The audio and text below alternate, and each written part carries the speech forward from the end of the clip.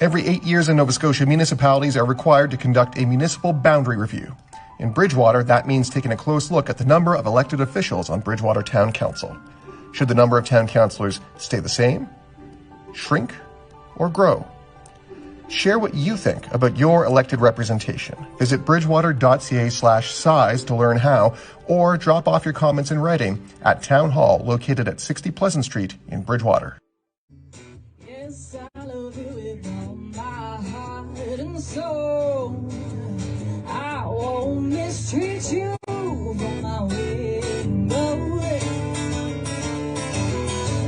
Well, you know I love you.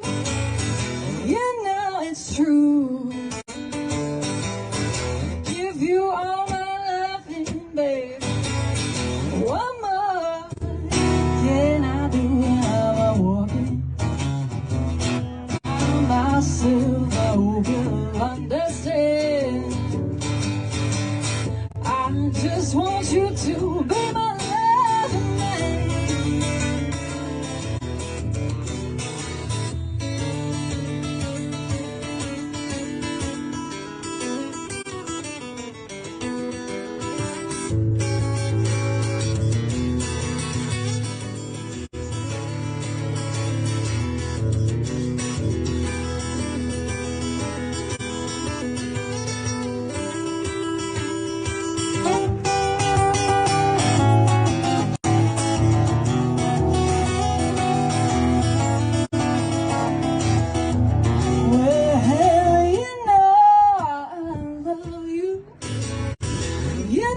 It's true. I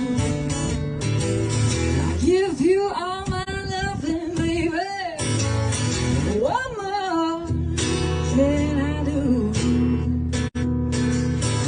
Walking by myself, I hope you'll understand.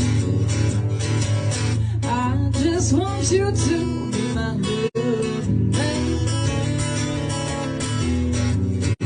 Oh, I just want you to be my loving man.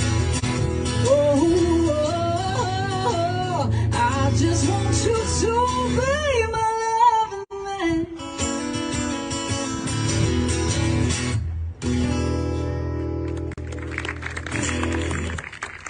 Thank you so much, everyone. Good evening.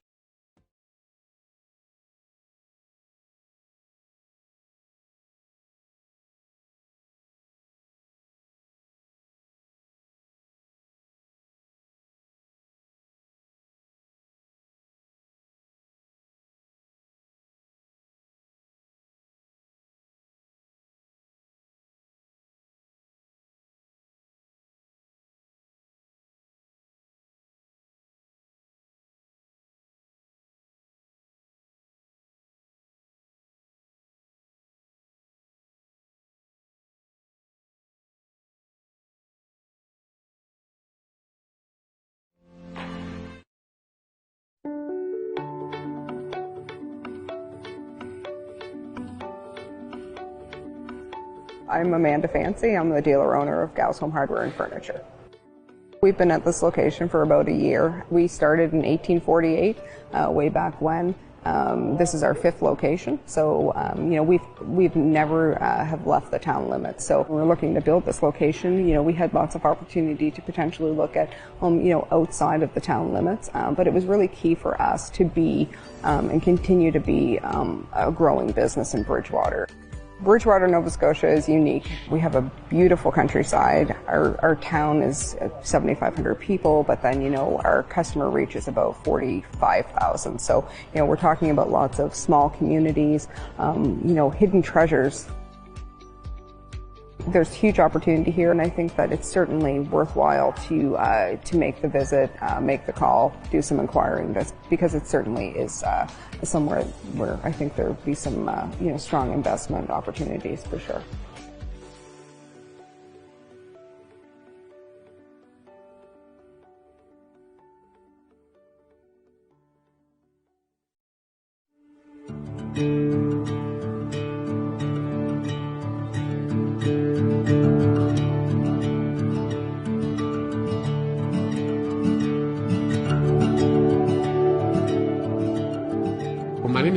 Richard. I come from Quebec, Montreal. I've studied opera at the Montreal Conservatoire of Music, so this is where I've learned about Italian, the language, and the food. And my passion just became bigger and bigger for food. I've been cooking for 20 years, almost. I opened a family business, but the only thing I forgot is that my family is still in Montreal. So I'm like, I'm trying. I make new friends. I'm building this thing, but it is a family business here. My chef is like my brother. His wife is like my sister. So I recreated a family environment. We do the real recipes, starting from the real ingredients. And for Italian food, what the secret is, few ingredients and very fresh. So each recipe would be like 3-4 ingredients maximum. But it's just the best ingredients and makes it so delicious. If you think that it's impossible to have your own business, I'm the living proof that it is possible. People want us to thrive. We work together. So everybody helps each other. If you want to be part of a community, it is the community to be part of.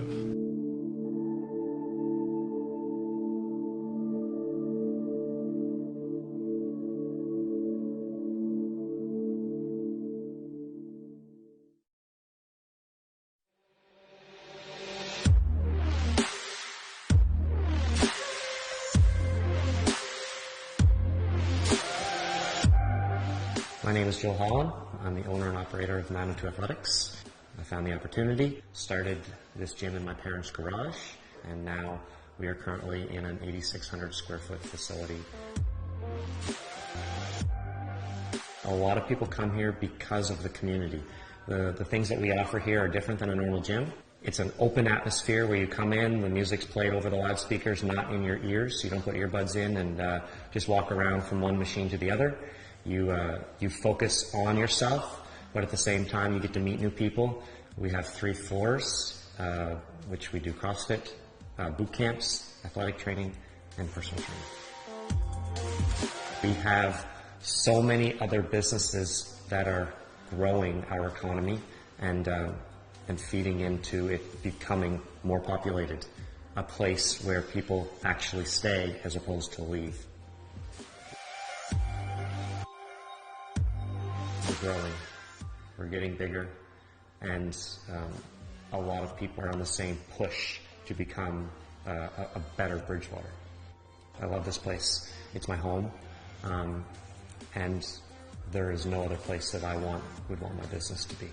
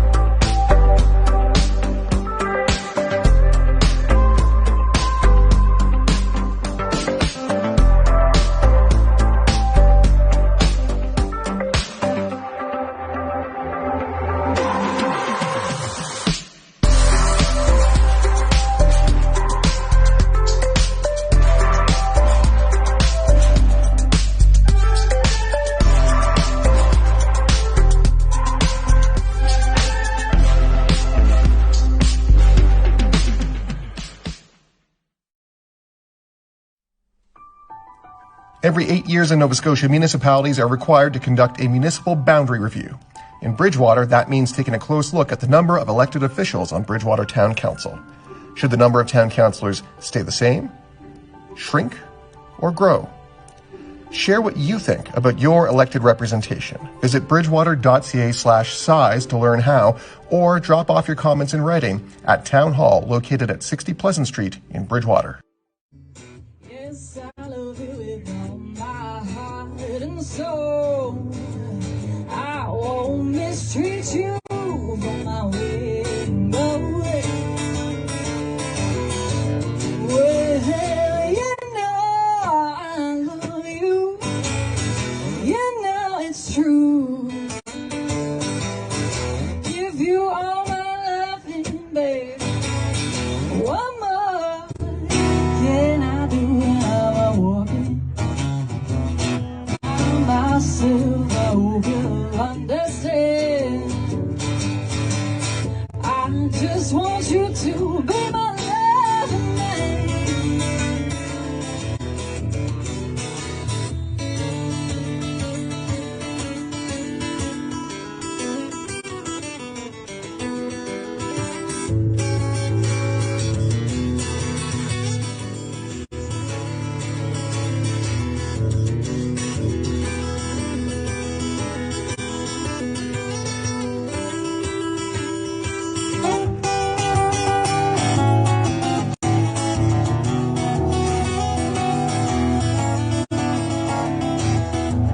Well, you know I love you. You know it's true. I give you all my loving, baby. What more can I do? Walking by myself, I hope you'll understand. I just want you to be my loving man. Oh, I just want you to be my loving man. Oh, I just want you to be my loving man.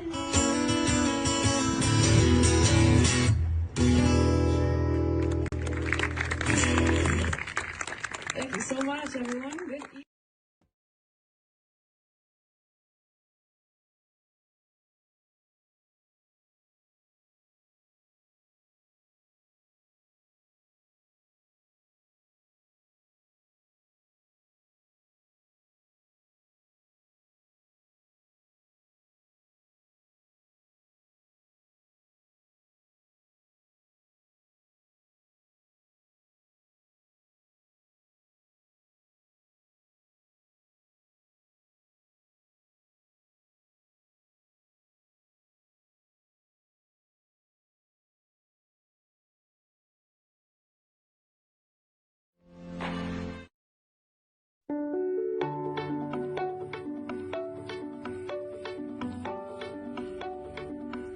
I'm Amanda Fancy. I'm the dealer-owner of Gow's Home Hardware and Furniture.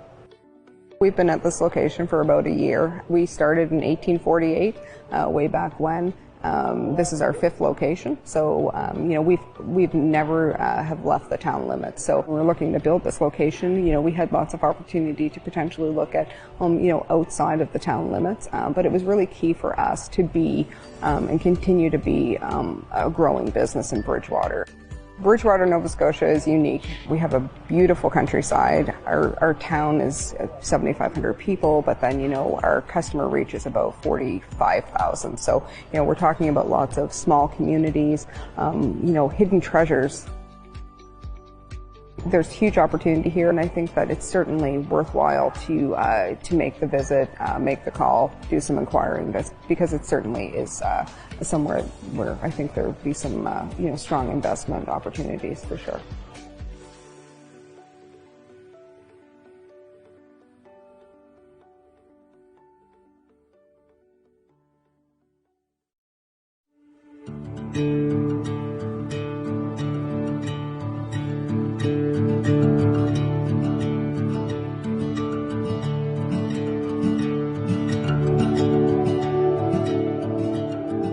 My name is Joey Richard. I come from Quebec, Montreal.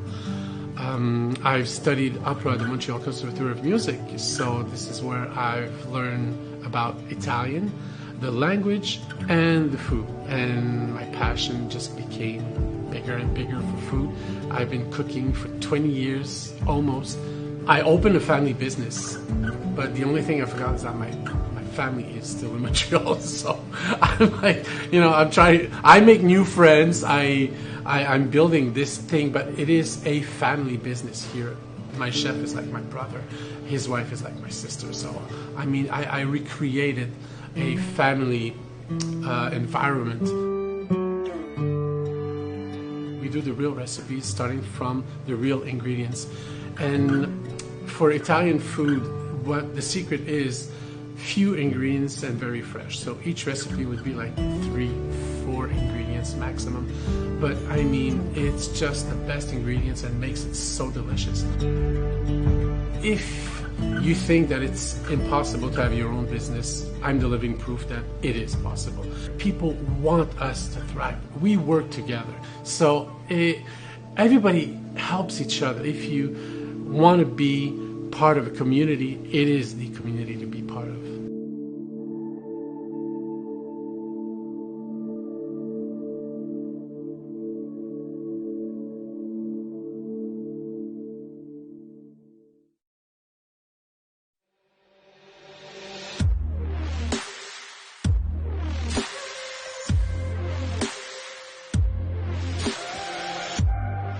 My name is Joel Holland. I'm the owner and operator of Manitou Athletics. I found the opportunity, started this gym in my parents' garage, and now we are currently in an 8,600 square foot facility. A lot of people come here because of the community. The things that we offer here are different than a normal gym. It's an open atmosphere where you come in, the music's played over the loudspeakers, not in your ears. You don't put earbuds in and just walk around from one machine to the other. You focus on yourself, but at the same time you get to meet new people. We have 3 floors, which we do CrossFit, boot camps, athletic training, and personal training. We have so many other businesses that are growing our economy and feeding into it becoming more populated, a place where people actually stay as opposed to leave. We're growing, we're getting bigger, and a lot of people are on the same push to become a better Bridgewater. I love this place. It's my home, and there is no other place that I would want my business to be.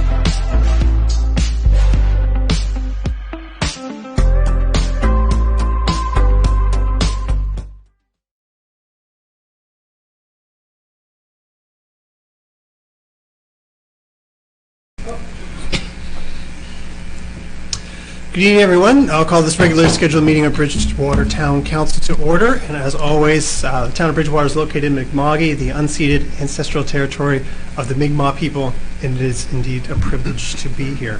Are there any additions or deletions to the agenda? Hearing none, can I have a motion to approve the agenda as circulated? So moved. Councilor Thorburn, seconded by Deputy Mayor Tanner. All those in favor? Those opposed? Motion is carried. And any announcements from members of council? Councilor Thorburn. Yes, I was representing council and the mayor at Disability Pride gathering on Saturday up at the LCLC. And the purpose of this group is actually to spread Disability Pride throughout Nova Scotia and the South Shore in hopes to spread acceptance and awareness of all the persons with disabilities. The meaning of a disability pride is to be proud of our disabilities and show the world that we are all human, and let's together be Edson. So it was a great day. There was over 100 people there, and it's the first one. There's still some provinces in Canada that don't have this movement, but hopefully everybody will get there. Nova Scotia certainly does, and there's legislation, and it was a great day. That's great. Thank you for representing council, and congratulations to the organizers of that. Yeah. Also, I want to congratulate our Canada Day on La Have committee and all the volunteers. This is our first council meeting since that event, but heard lots of great things. It was a beautiful day, and so thank you to the committee and staff who put in lots of time, and of course all the community volunteers for that. Any other announcements? I know there's a Beat the Heat pop-up tomorrow afternoon. Yes, Woodland Gardens. Woodland Gardens, yeah. So that's open to everybody, all ages. So check that out. It's going to be a nice day tomorrow. And if that's it, we'll move down to delegations. And I know our delegation is here. So we'll ask Gary Ramey and Greg Kerwin to come down to the podium and talk to us about transit for Lunenburg County. Yeah, that's actually, chairs is perfect. And thank you, gentlemen. You have 10 minutes, not including any questions from council. Thank you very much. I'm looking at you, Mr. Randy. Right? Yeah, right. 10 minutes to turn into an hour. How many hours you got? Well, thank you, Your Worship, and thank you, councilors, for seeing us. I'll talk fast, and then I'll let Greg say a few things, too. The reason we're here is that there are two main kind of passions I have about the place where I live, which is Lunenburg County, but very close to Bridgewater. One is the watershed that supplies the town of Bridgewater with water, Lake Menamkeek, Malipsket, Hebs, Fancy, and the Teat Riviera River. And I've had some set-tos with people over things that have gone on there over the years where I thought, activity shouldn't be taking place, and because I thought it might destroy our water. And I care about the ocean water, of course, as well. The other thing is transit. And when I was in the legislature in 2000, I think it was 2010 or 2011, the Citizens for Public Transit, I'm sure you're aware of these people. They've been advocating for years. They finally produced this document, which is really good, and I'm sure you've seen it. There were, I think, 3 studies done, one 2009, one 2014, this one 2017, but published in 2019. And it basically, all of them have basically said Lunenburg County should have public transit. Of course, the thing is, how do you make public transit affordable so that it can be a very important service in our county? And so in this rather terse document that I sent you, I didn't want to bog you down with reading. What we decided needed to be done was that although people have talked about this forever, it never seems to get too far along. So back to my point about the legislature, Pam Birdsall was the member for Lunenburg, and I was the member for Lunenburg West between 2009 and 2013. In 2010, or maybe the very beginning of 11, we were able to get $130,000 from the Nova Scotia government to put toward running a pilot for public transit in Lunenburg County. And what we asked at the time was that the 4 municipal units, that would be, Bridgewater, Lunenburg, Mahone Bay, and Modal, if they could find a formula to come up with about the same amount, and then we'd put it together and we'd run a pilot. Now, most of the people that were involved in all those governments at that time are no longer there. Different mayors, different councillors, and so on. Anyway, the bottom line is it didn't happen. There was an agreement, and money didn't get sent out, and that was the end of that. But I got talking to Greg about it one day, and Greg said, well, what needs to be done to at least look at whether it could be feasible? And of course, we poked around and we looked at other places, like Kings County's had it forever. I don't know how they ever pulled off what they did, but they were running from West Hants which is Windsor to Digby. And they lopped off West Hants at some point, and now they run basically Wolfville, Kentville to Digby. It was 165 kilometers. I mean, that's a long ways. What we got thinking about was, could we link the towns together? I mean, modest start. Mountain Bay, Lunenburg, Bridgewater. Bridgewater has a lot of the stuff that people need. The Justice Center, the community college, the hospital, a lot of very important things, and a lot of other government services too. So we know there are people in some of these jurisdictions that would like to get here, but in some cases they can't do it. And of course now it's getting worse than ever, because everybody knows they're going to do the interrupter clause on diesel. Going to go up 11 cents, but I mean, gas prices are crazy. We know I know some elderly people who drive their cars till they get to your bus service, park it somewhere, and then get on the bus because they're chicken to go through the lights and try to parallel park and all that kind of stuff. So there are more and more people sort of falling into that bracket. I'm in the bracket. I'm in the senior citizen group. So we expect it'll increase rather than decrease. So what we wanted to see if we could do, when we looked at that 165K that they did in the valley at one point, and still do a big chunk of it, we looked at our like little circuit there, and it's about half the size. And we thought if we tried to do it, we would want to look at only electric. I mean, I know, there are reasons that people might want to go diesel or gas, but I think for, down the road in the future, electric is going to gain momentum, and we know that Bridgewater, for instance, is concerned about the whole green thing, and so are most of the citizens now. They're getting onto this, so we would probably look at electric, and we would try to connect that little circuit up, and if we're successful, we would then try to maybe run a leg down the LaHave River and back through Conquerall Mills and up, and possibly one to New Germany. But I mean, or we wouldn't run anything if it wasn't sustainable, because the money won't be there and it can't be done. So we don't need we didn't need to do this again. This has already been done. It's good. But what we're interested in doing and funding ourselves, because that's what we think we should do, is a feasibility study to see if we could put something together that would be sustainable. And what we presented to Moodle was exactly this. All we were asking them is if you agree that we can go ahead and look at this and pay for it ourselves, can we come back to you maybe in September after we've put something a lot more substantial together than this, show it to you, and get your opinion on whether or not you think it's something that might work. And not just Modal, of course, Bridgewater. Tomorrow we're meeting Lunenburg Town Council in their evening meeting, and on the 28th we're going to be seeing Mahone Bay.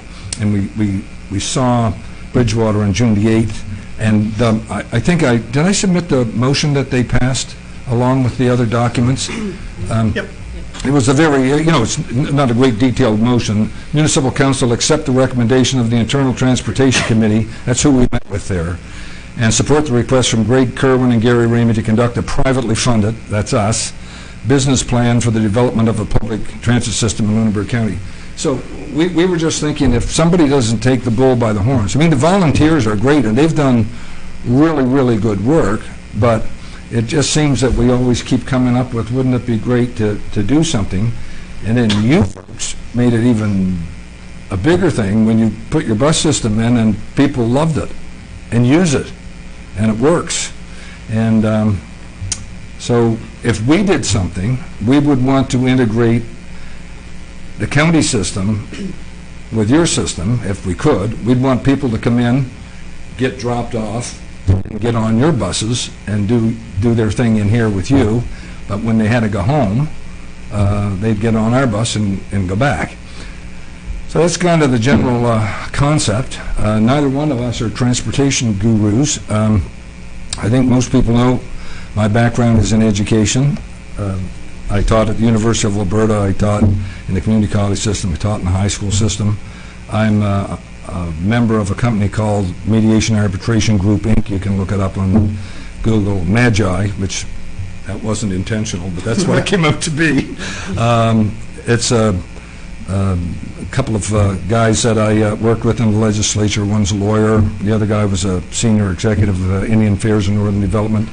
And we own an mediation arbitration company. And then I've been a business person most of my life, too. As a matter of fact, I own a building in your town, which I think everybody knows about by now. So if I keep going, see, I'll hog all the time. So I'm going to have Greg say a few things, and then we'll answer any questions, and we'll let you get on with it. Thank you, everybody, for hosting us tonight. My name's Greg. I and my family have been coming. I've been living in Halifax since '84. My family and I have been coming down to Petite and Green Bay for 15 years, and most recently are building a home in Petite, but I've been living down here for the last probably 2.5 years in Petite. I've gotten to know Mr. Ramey here very, very well, and my background is I've been an entrepreneur my whole adult life.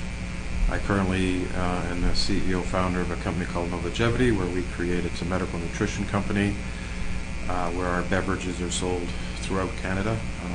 Here in Bridgewater, I think it's PharmaSave and Lawtons and now Sobeys. Before that, I was a founder and CEO of a company called TrueLeaf, which was Canada's largest indoor vertical farm company, which is expanding nationally, which I sold a good chunk of it to McCain Foods 3 years ago. I retired for approximately 8 weeks, and then multiple medical. So I've had a very privileged career in business and learning about healthcare. I worked in the health system for 20 years. I had a couple of health companies, then food and ag. So I've got a pretty broad knowledge. So I've done lots of projects. I currently have a consultancy where we're just looking at various projects. One thing that struck me was, particularly pre-COVID, the argument was very strong, for this type of concept. And let me preface this by saying I'm not personally looking for work or a new job. I just think listening to Gary and looking at the model and the opportunity and looking where this may have gone on elsewhere in the country, particularly, sir, you mentioned Disability Day. Our population's getting older and much, much less mobile, much more isolated, particularly with COVID. And personally, my interest is I've done a few social projects.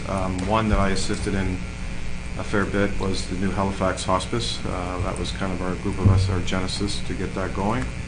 So I have lots of experience working with municipal governments, federal, provincial, and my wife and I were kind of looking to help a project, and when listening to Gary and laying out the details here and trying to think, well, wow, that would be pretty profound if you could create a model, and we're not naive. We understand the finance of this, and this isn't to make money. But having said that, I have someone in my office that's done a little research, and I do think the annual funding is key operationally. And then also I think there would be lots of opportunity that I know personally to have some federal opportunities and grants. But when you think of the benefit of, Bridgewater is growing very, very fast, I understand. And if you had a system that was elegantly integrated with your system, it doesn't have to be, by the way, but I think this would be really the better of the whole, and having an opportunity for any age to be able to get on a service and use it to move around, and I think it's the better of the whole. So I think there's a socioeconomic opportunity here where you have these other growing communities and integrating it, and the ability for people in Mahone Bay to, whatever your age or mobility, to come into Bridgewater, to go up, up north of the 103 to Walmart and Canadian Tire and all those employees. So our interest is to get your interest and excitability potentially about it, and come back to you with a real plan that we are funding. I think I personally am very interested in in financially assisting this if it makes economic and operational sense. And we're not naive that what it takes to procure buses, maintain buses, staff. I've hired hundreds and hundreds and hundreds of people over the years, so I fully understand that model as well. And but I do think it would be very compelling. I do think it would be nation leading when you look at community integration with Bridgewater as obviously the anchor. Having these peripheral communities, and I met and know a lot of people in Petite in the area, and you know, they need it. And there's a lot of young moms that would love it. There's a lot of elderly that would love it. There's people I know that would, you know, be in Mahone Bay and love to put a bike on a bike rack on an electric bus and head into Bridgewater, and vice versa. I think the whole would float everybody's boat more, and so we're really keen to get your feedback. And you know what, if this isn't going to work for the town of Bridgewater, by all means, let us know. But I think this could be nation leading. I really do. So thank you for your time. Thank you. And probably goes without saying, you're kind of preaching to the choir. You know, obviously we believe in public transit. We have our own public transit. And one of the reasons we have our own public transit is we could not wait for community-wide public transit any longer. No, understood. So you referenced the 2010, 2011 proposal for intercommunity public transit. And I know that I was on council at the time, and 3 of the 4 municipalities, so all the towns, signed on, like, we approved that motion. I'm looking at Patrick is on council at the same time. So I know that Bridgewater Council approved that, and I know Lunenburg and Mahone Bay approved it as well. Yeah. So, but I also remember clearly that the motion stated it only proceeds if all municipalities agree to it. Right. So, and listen, not pointing fingers, the appetite was different for it then than I think it is now. I think public transit was probably 3 or 4 in people's priority list back then, and now it's much higher. So, again, we see the value for sure. Yeah, if I may, the main reason that we wanted to meet with everybody, like Greg's busy, and I am these days actually still quite busy too, although, you know, I should be winding it down. I seem to have wound it up a little more, but we don't want to spend hours and hours and hours and quite a lot of money putting all this together, and then, you know, just having to come say, well, you should have asked us, you know, if you were going to do it, because we're not basically even interested in looking at it. That would be a giant waste of our time and our money.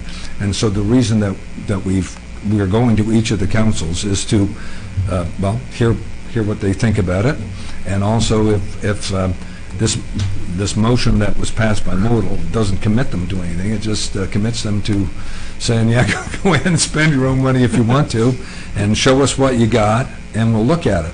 And when people look at it, you know, the unpleasant part would be if it didn't fly. But I think if we got 3 out of 4, we'd still be interested. But it would really be nice to have, you know, a slam dunk. But we'll see what happens. Well, like I said, I think the appetite has changed. So I know that transit's on the minds of our colleagues around the region. Questions from council? Councilor Thorburn? Yeah, Gary, I know you quite well. Nice to see you, Wayne. Nice to see you again. When you first mentioned it, you were talking about Mahone Bay, Lunenburg, and Bridgewater. And possibly after you got that set up, adding a run to La Have or to New Germany. Is that the intent, to get the 3 towns up and running and keep adding pieces as you build it out? Yeah, I think what we were a little trepidatious about, we'd have to see. I mean, I'm sure when you started your system, you went, don't know. If we could get that initial piece of connecting the towns where we know there's population density there, and it works, then, you know, so you're in Bridgewater and you want to go to Risser's Beach for the day, but you don't have a car because you're 17. You get on the bus, we want a bike rack on there. Put your bike on, go down, bike around Petite and stuff, stick it on at the end of the day and come back. We definitely, and somebody told me, and I don't want to quote the number because it sounded huge. The number of cars that go between here and New Germany every day, like it was a lot. Well, it's 30,000 cars a day enter Bridgewater from outside of Bridgewater. Okay, well, it was a number like that, and I thought, well, I think that sounds really big. But anyway, good to know. So we know, as a matter of fact, Stuart Frank mentioned to us, and I know, I'm sure you know who Stuart is, but he said when people come to visit him from like Ontario, his friends, he gets on your bus to show them the town. It's because he doesn't have to be, looking around and driving and everything. He just gets on the bus and they go on the circuit, and he can sit there and talk to them and all that sort of thing.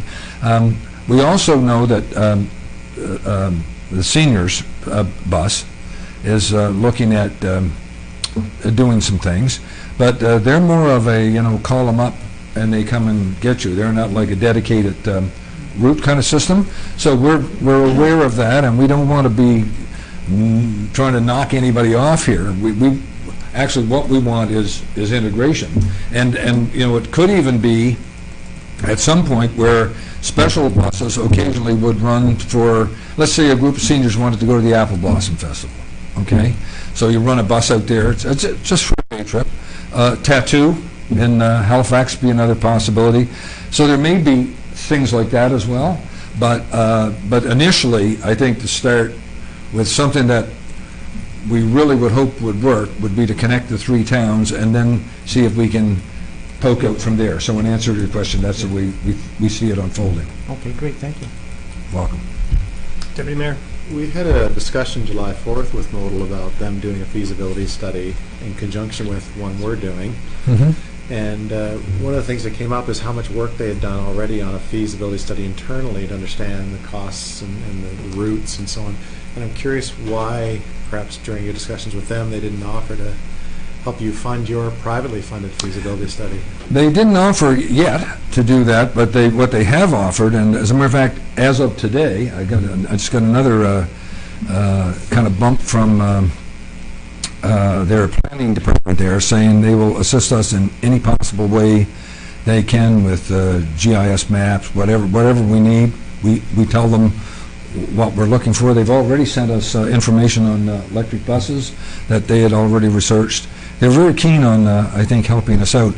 But we're not keen on asking anybody for money at this point, really, because, that's usually the bummer, You go in and say, hi, you think this is a good idea because you give us a batch of money, and then, we'll go away and do stuff. This way, we'll put our own skin in the game, and but at some point, for it to be sustainable, everybody's going to have to try to figure out some way to pitch in something, and we'd like to have it a non-profit. We'd like to have it so that people who really care about public transit could donate for it and get a tax receipt. Just like you donate to the hospital, And we know some entrepreneurs that we think will do that. We also know, I know the Deputy Speaker of the House of Commons, and I know Zach Churchill. I was in the House with Zach, and Greg's got a lot of government connections too. We're not like just fell off the turnip truck that way. We're going to go after money, and we're going to be serious about it when we go after it. But when we do, we don't want to be sitting around and having people say to us, "Well, did you think of that? No. Did you think of that? No," because that just is a bummer. That's a non-starter. And if I may add. When I look at this potential project, what's the risk? And just before I forget, Wayne, I think it is a sequencing process, and I'm a big fan of sequencing and doing a pilot and prove a pilot to stakeholders and then build. And I think the risk here is not whether Gary and I can put together a business design to make this work operationally or capital assets of buses. I think the key part, is how we design this model and how it integrates to the 3 or 4 communities, and how we could work with those 3 or 4 communities in a very simple, efficient manner, because there is complexity there.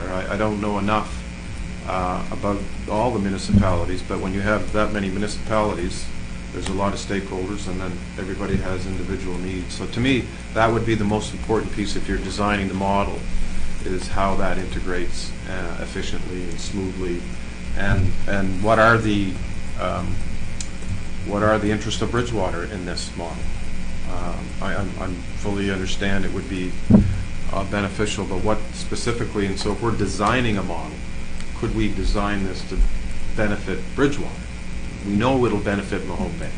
We know it Lunenburg, and wouldn't it be great if people could take a bus down LaHave and to Petite and so forth or whatever, but I think that would be the biggest risk is how you integrate. Councillor McDonald.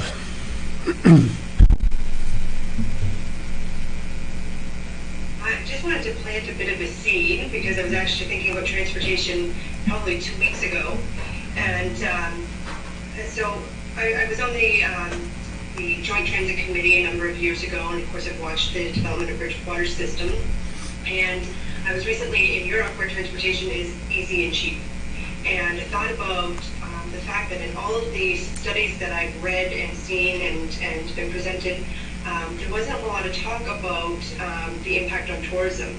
Obviously, it's very important, probably the primary concern, to move our people where they need to be. But if you come to Nova Scotia, you pretty much have to rent a vehicle to get around and see this province, That's right. which is an additional expense, a significant additional expense, as well as there being a shortage of rental vehicles available in our province. Big time. Yeah, and you know, just the freedom of being able to jump on a bus or jump on a train and be able to you know, see an area freely, easily, and at a pretty affordable rate, made traveling to that area much more appealing and definitely factored into our plans. So as I was sitting on a bus going to a community that, you know, I would not have driven to because it was too busy for me to drive in, I was thinking about, you know, I think we've missed this factor in some of our feasibility studies and in determining where our riders are going to come from and who we should be marketing to. It may have been in some of those studies, and maybe I'm forgetting, you know, years later, but I don't think that it was a significant consideration. Again, it's not the priority for transit here, I don't think, but definitely something to take into consideration. So I just wanted to kind of plant that seed a little bit. I think that's point well taken, and I think that's what even Stuart was getting at when guests come to his place. I mean, he gets out from behind the wheel. But I know for instance, if I came to Lunenburg because somebody told me the Blue Nose was there or something, and that's what I remembered as a kid. I mean, and I look on a map and I go, oh God, there's an even bigger dot on the map over there. I wonder what that's like. You know, let's go over and look at it. You know. Well, you know, if you got the bus, you get on the bus and go over, and then, you know, if it goes to the other little dot, that's even better. You can do the whole circuit and go, that's your day, right? And you could get on or off if you want it and spend some time. I'm sure your point is one well taken. I agree with what you just said. I'm sure that's something that could be of some significance. Yeah. Other questions? Councillor Caldwell. Excuse me, I'd like to thank you for your initiative and also just make sure you're aware of the plans for our internal review of our service and the potential for expansion out to Osprey Village. Yeah. Okay. Yeah, I didn't know if you were about to do that or were thinking of doing that or whatever, but I know there's definitely demand there because I keep seeing these people walking along the road there over that overpass over the 103. Often there's people walking there, and we know from Canadian Tire, Walmart, Boston Pizza, you know, all that stuff out there. There's employees and there's customers that want to use it as well. So, yeah. And by the way, we don't want to mess with somebody else's system if it's working, and it even expands and works better. That's great, but to get into these other areas and kind of connect them together is kind of our big thing right now. If we could get it to work sustainably. Councillor Thorburn. Just one thing that is important here, joining the three towns together is putting a lot of bus stops in MODL as well. Because as you travel the road, you're going to be going into MODL territory the biggest part of the time. So you know you impact the ridership from MODL initially as well as the three towns. It's not just the three towns. Oh no, of course not. Stop full loop, right? That's so right. There'll be a lot of stops in the municipality district of Lunenburg as well as the three towns. Yeah, we were already in that feasibility study. The one that I referred to and that you've seen that was done by CBCL, they have a whole bunch of projected kind of potential stop areas on there.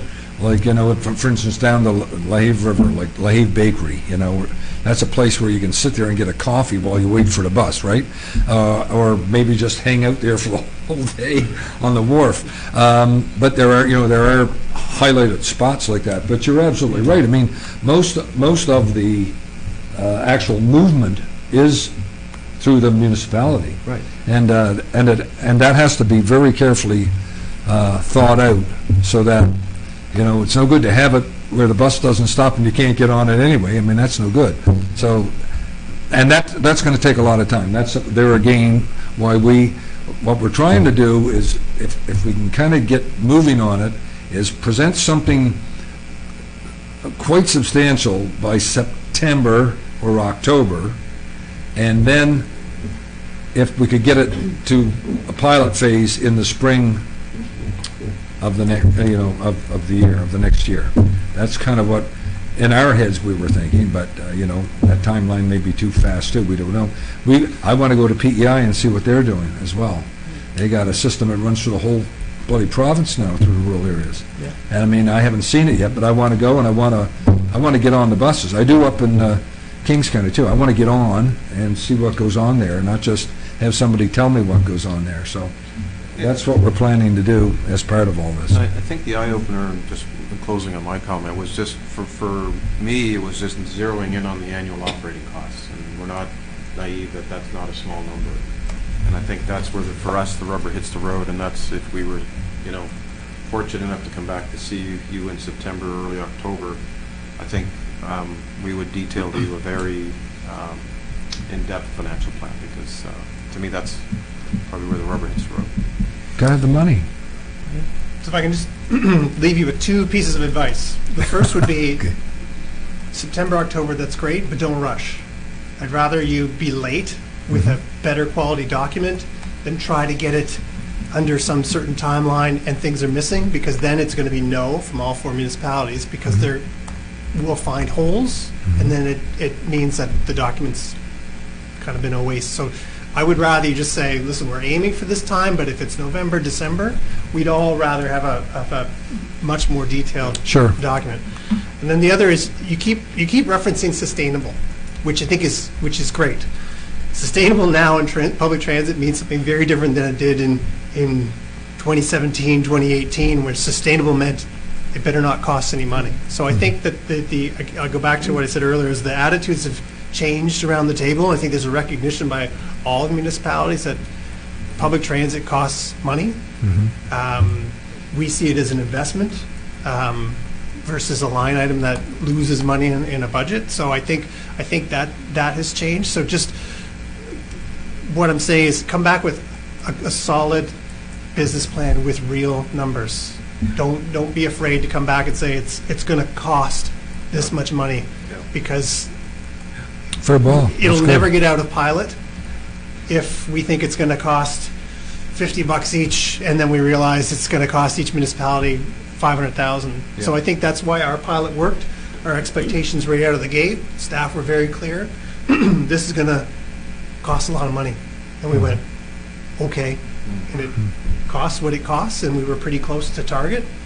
So it took that surprise off the table. So Right.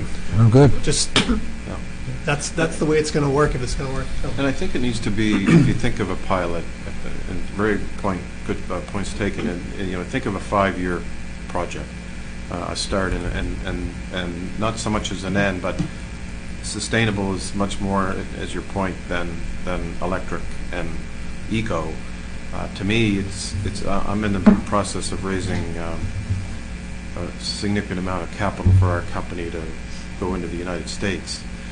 And I'm deep into this at the moment with stakeholders and investors, as they want to see a sustainable business model, not and I get it all the time, this pie in the sky, and when you're starting an operation, whether it's a business or a nonprofit, you can be a little excited about it.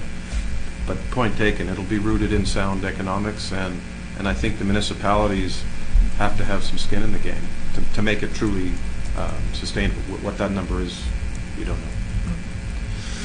That's great, gentlemen. Thank you. Thank you very much. This is coming back a little later on our agenda tonight, and then you'll be off to the next council. Yeah, thank you. That's great. Thank you. Thank you, everybody. Thanks so much. Appreciate it. Nice to see you. All right. Moving along in our agenda, I don't see any other members of the public here, so no other delegations. We don't have minutes from the... No. Okay, yep, so we don't have minutes. All right, perfect. Down to planning items, 233 Logan Road, application for development agreement amendment. Hello, everyone. So an application was received on June 23rd from Michelin North America to substantively amend their existing development agreement for a 3,200 square meter manufacturing facility addition at 233 Logan Road. The existing development agreement was approved back on April 11th. However, due to changes in funding and subsequently the size of the projects, a substantive amendment in the form of a new development agreement is required as per Section 9 in the existing development agreement. This clause identifies the change in size as a substantive matter, requiring additional public engagement and review. So that amendment application is to create an additional 800 square meter building alongside the previously approved 3,200 square meter additions. This addition will expand the total project area from 3,200 square meters to 4,000 square meters. And this new addition could not be considered separately through a different process because the additional expansion is clearly part of the same project and is anticipated to be constructed in sequence with that 3,200 square meter addition, making it part of the same development activity and therefore requiring it to be considered in the same development agreement. So as I mentioned earlier, because the size of the development is identified as a substantive matter by the existing development agreement, a new development agreement for the whole project is required. So then, based on design complete to date, similar to the initial one, the proposed additions will measure approximately 7.7 meters or 25 feet from the property line at their closest point, and will measure approximately 8.8 meters or 29 feet in height when complete. The proposal also requires a thorough review by engineering and community development staff against the criteria of policy IM6, which includes a review of transportation and infrastructure compatibility, as well as other policies. A public participation meeting is scheduled to be held at 6 p.m. on July 27th in council chambers at Town Hall. Thank you. Perfect, thank you. Questions? No?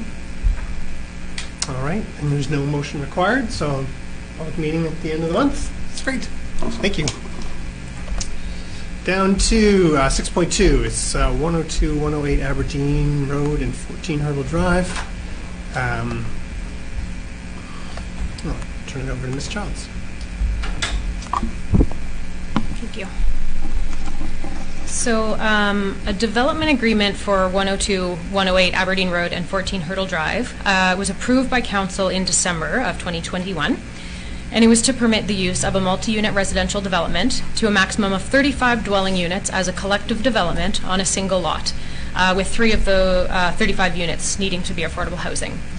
There's currently a single unit dwelling on that lot, and the applicant has proposed to construct a 34-unit building to maximize the permitted density to meet the 35 permitted dwelling units.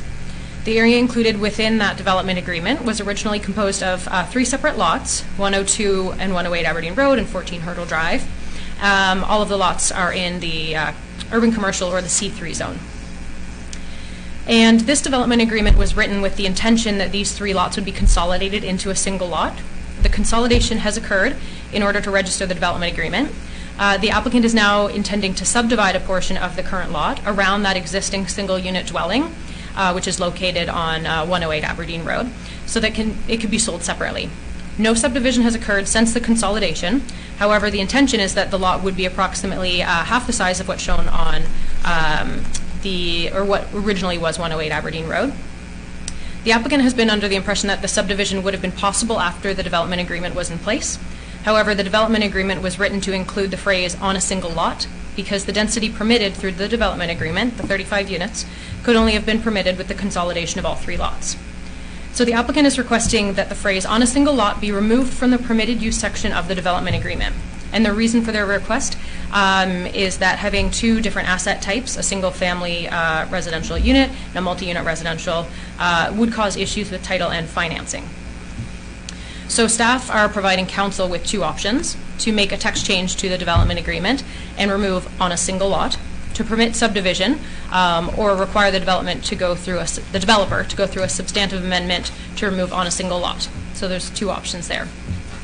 A text change would result in staff removing that phrase from the development agreement and having it executed. The applicant could then subdivide and sell the lot once the development agreement is registered. Whereas a substantive amendment, the second option, is more or less a new development agreement process, and it could take up to 6 months. It would include public participation and staff analysis. It wouldn't take as long as a normal development agreement, though, because the bulk of the analysis would probably stay the same as what has already been provided. But it would still take time to meet legislative timelines and processes, and for the developer to update their development agreement application. So I'll go over a little bit why there are two options. The permitted use is included as a substantive clause in the development agreement. Technically, this means any changes to it have to be done by a substantive amendment. However, the reason the text change is included as an option without needing to go through an amendment process, there's three reasons.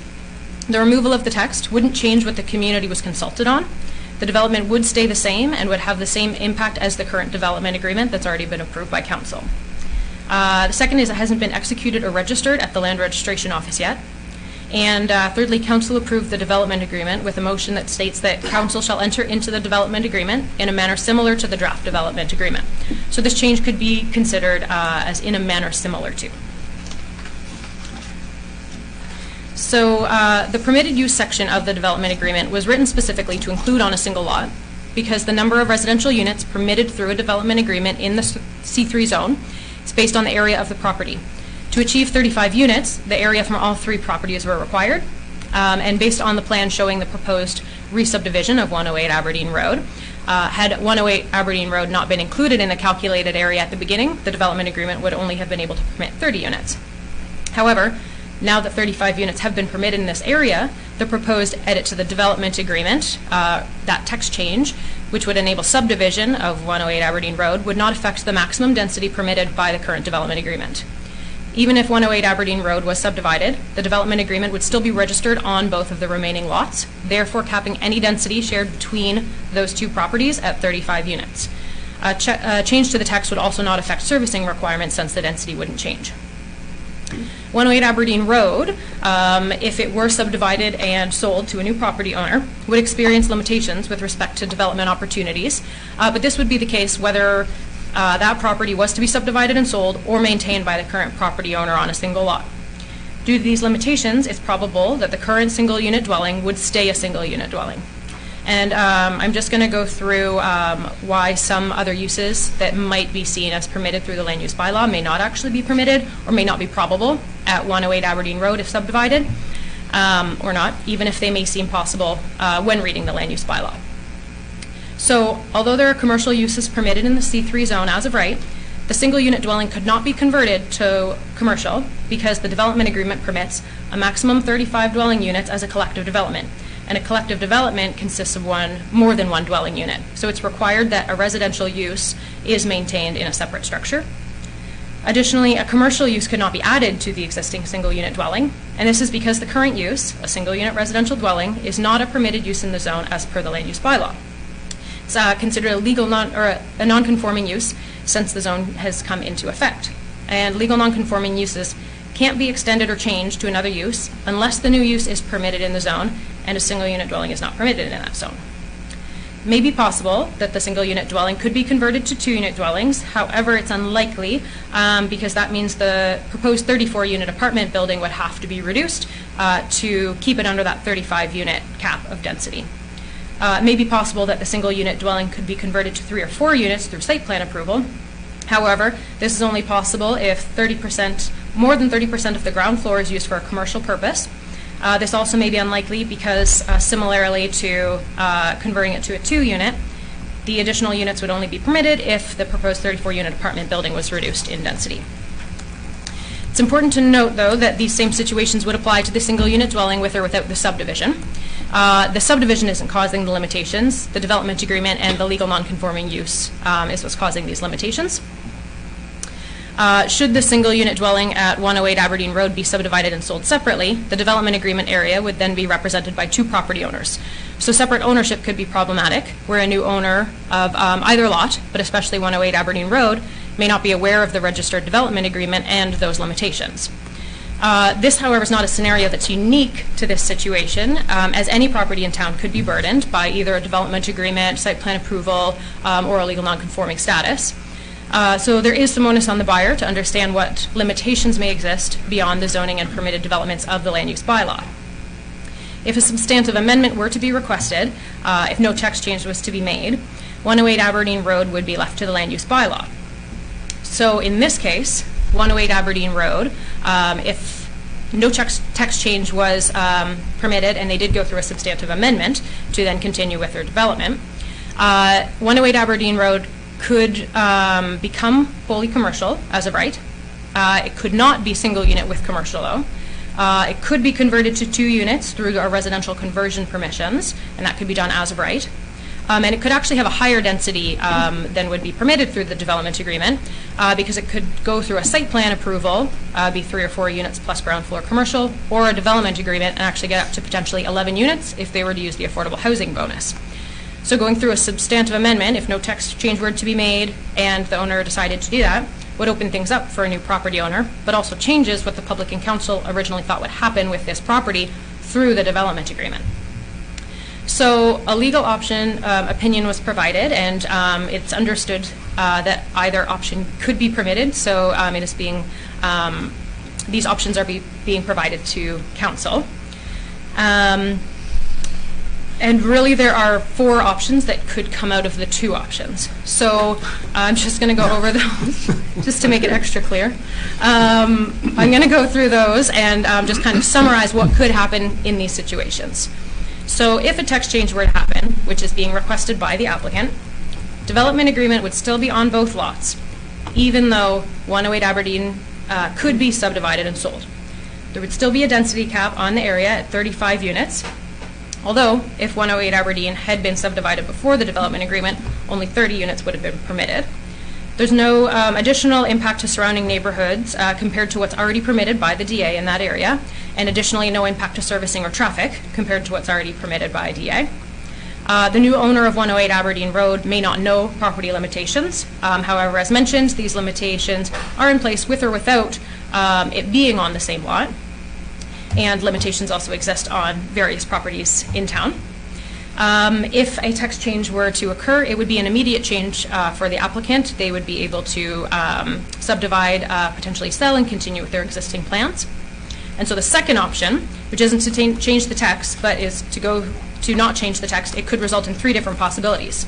So council would not permit a text change, and the developer would go through a substantive amendment to change their lot area, be able to subdivide 108 Aberdeen Road, and then be able to do a development on the remaining lot. This would result in the development agreement only being on that remaining large lot. The density is also no longer capped. It would only permit 30 units on that larger lot because 108 Aberdeen would be excluded, but then 108 Aberdeen could potentially go up to 11 units. There's not really an impact to adjacent areas yet, because if they wanted any more density than's permitted on 108 Aberdeen, they'd potentially need a site plan approval or a development agreement. In this case, an applicant would need to do a substantive amendment, which could take up to 6 months, would require some new plans. However, a lot of the review that staff has already done on this development agreement would be transferable. So legislative requirements would still have to be put forward, but the review a lot of it's already been done. And then 108 Aberdeen would revert back to the land use bylaw density permissions. So that's the possibility of no change plus the applicant going through a substantive amendment. There's also the possibility that no text change would happen, and the current proposed development would go on as planned. However, from conversations with the developer, it sounds like it's not a likely option because the applicant has requested to change it. And then the third one is that there could be the possibility that no text change was made and no development would happen because the applicant could choose not to do a substantive amendment, although that would stop them from completing the current proposal that they've worked on. So, council is provided with the options to direct staff to remove on a single lot the text change from Section 2A of the development agreement, or direct staff to not change the text of the development agreement. There is always the option, though, to defer and request that staff obtain some more information. Crystal clear. Questions from Council Deputy Mayor Tanner? Mackenzie, if you had a development application in your hand tomorrow from this particular developer, everything else aside, what's the legislative timeline look like? Yeah, so I don't know off the top of my head. I'd have to calculate a few things, but the application would be made. An initiation report would come to council. A public meeting would be scheduled, a public participation meeting. Once that is held, like I said, a lot of that analysis is already done, so the part that would normally take longer would be much more condensed. After the public participation meeting, staff would have to come back for first reading. After that, there is the public hearing, and there are legislative requirements for the both public meetings that advertisements be placed in the paper in advance. So that's often what ties it up a little bit. And then there would be a 2-week appeal period after the public hearing before that amendment could be approved. Other questions? It's a very it's confusing. It's not the right word. It's a little bit. For me, I'll just share my thoughts, and that is that council and the public went through this process for one thing, and now a request to change that is being made. And so for me, that is a significant change. And so for me, I believe the burden is on this to go through the process again.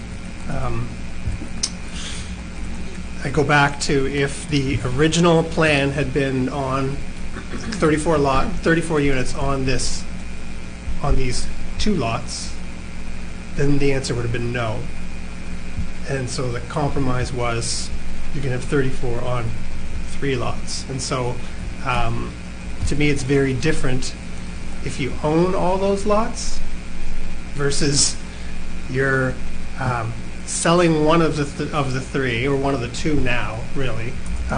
You're selling one, but that burden of density is now still on that property for whoever buys that. So they're, in essence, handcuffed. And I know that they already are with different, whether we do this or do that, there's different things that apply. But this development over here is handcuffing this property over here through no fault of whoever the future owners are.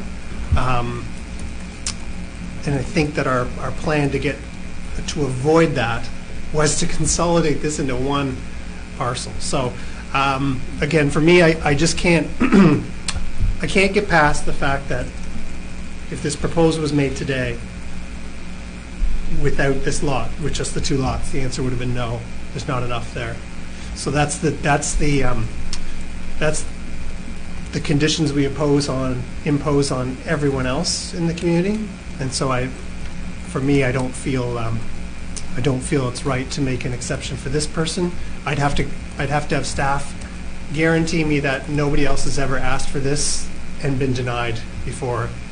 And I say that in all sincerity, never wanting to ask staff to go through all that. It would take decades to go through. But you know what I mean? So if 10 years ago we told somebody you can't have 34 units because your parcel's too small, and we allow it here, then I would fully expect that person to come back to council and say, you denied me, but not them. So I'm either at deferring to get more information for me, or not changing the text. Is there more information you're looking for?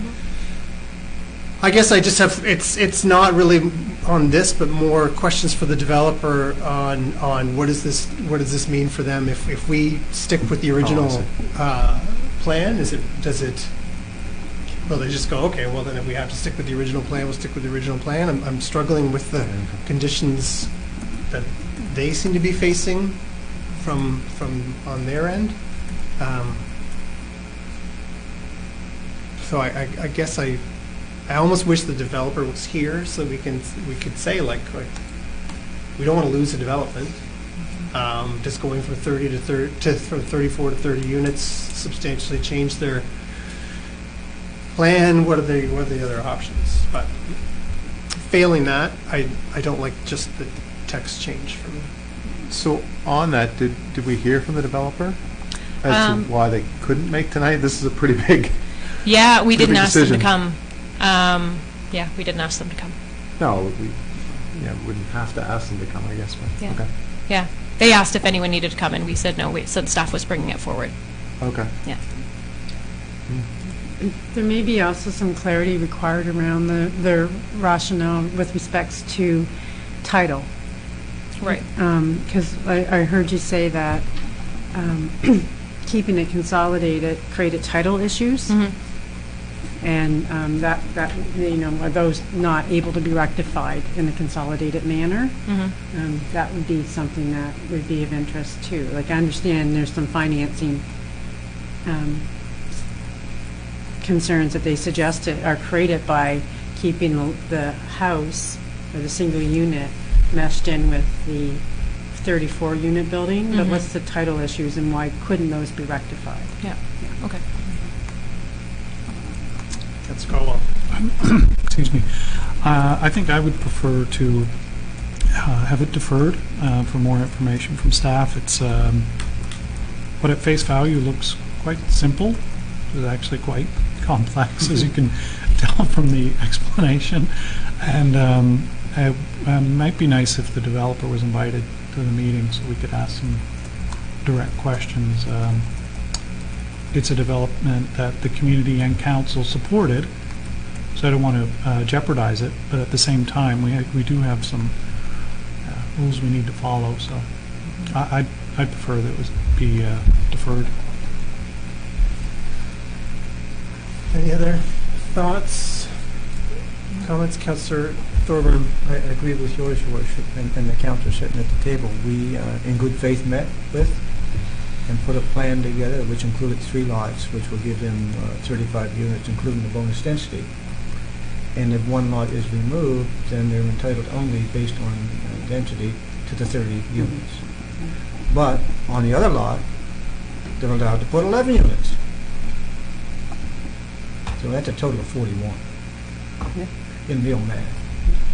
But I couldn't support changing that because most of the development agreements that I've been involved in the last 10 years was based on lot size, established how many units could be allowed, and if affordable housing was a part of it, then we would allow bonus density. So I'm like the mayor, I don't think I would ever vote to change that process because it's worked for as long as I've been on council. Councillor for you. Yeah, and I agree that as our collective decision as council, that we stated 34 units based on the 3 lots combined. I feel more comfortable deferring as well, just to see if there's any information that we're missing. The other flag was that the property residential is on the market for sale now, and wondering why this wasn't brought forward before the property was listed for sale. So a couple questions concerning that would be best answered before us making a formal decision. Other thoughts? I'm never going to get used to not turning around to look at the screen. I know that she's not over there. Is someone prepared? You're looking for enough. Yeah. Yeah. Is someone prepared to make a motion? Councillor Thorburn? I would so move that we defer the motion until we get more information. Okay, do you want to defer that to the following council meeting and invite the developer? Yeah? Yeah. Does that work? Okay, That works. do I have a seconder? Deputy Mayor Tanner. Further discussion? Question being called. All those in favor? Those opposed? Motion is carried. Okay, thank you. I appreciate staff time on that. Like that, to Councillor Colwell's point, it sounds very simple. It's very complex, and staff have to go through, like, what you heard Ms. Childs say, like, this option now creates like 4 options, and so it's making sure that we have all the information. So appreciate the time and effort. We are down to correspondence for action. Transit for Lunenburg County. So we had a presentation this evening, and although we don't generally have a delegation and then move right into decision making, this one there's no requirement for staff time or council funds, and we heard from Mr. Ramey that they're trying to get this done quickly. So is someone prepared to make a motion? Councilor Yes, Bergier? I'll make a motion, Your Worship, that Town Council for the Town of Bridgewater accept the recommendation of the Internal Transportation Committee and support the request from Greg Kerwin and Gary Ramey to conduct a privately funded business plan for the development of a public transit system in Lunenburg County. Thank you. Seconded by Councilor Colwell. You had a question, Deputy Mayor? Well, is Internal Transportation Committee a product of modal? I think so. believe- Yes, yeah, it so is. maybe we Yeah. strike that component Yeah. of the motion. Yeah, okay, so Sorry. it'll just be the accept, support the request, just start with Request, support the remove request. that. You okay? Your mover and seconder are good with that? Yeah. Okay. Any further discussion? Hearing none, all those in favor? Those opposed? Motion is carried unanimously, thank you. Yeah, so we'll see. That goes, they said they're going to Lunenburg tomorrow, town of Lunenburg tomorrow, so that'll be great, and then we'll do, town home base, great. Down to reports and recommendations, we have a used articulated over center bucket truck. Like over center, it's exactly what it sounds like, right? Sounds It's over complicated. center. Okay. Evening. I promise this won't be anywhere near as complicated as the last one. Oh, now you've done it.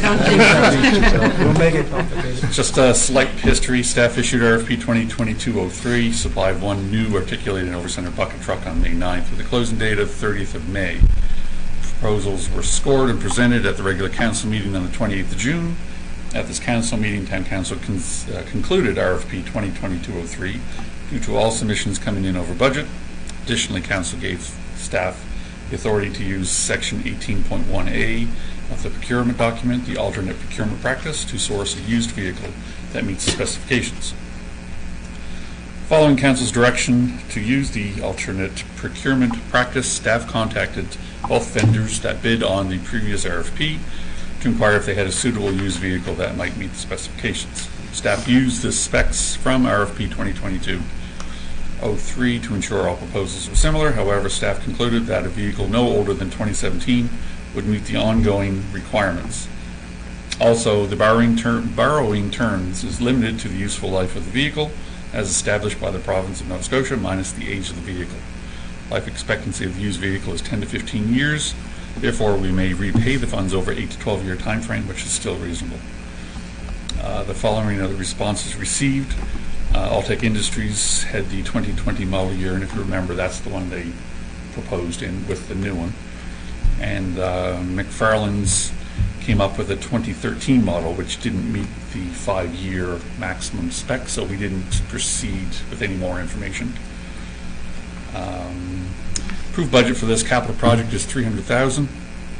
The Alltech Industries used vehicle comes in at $347,875 full HST, $315,465.15 net HST, including the trade-in option and the on-site inspection for town staff. McFarland's used option comes in at $297,850 or $270,100.74 net HST.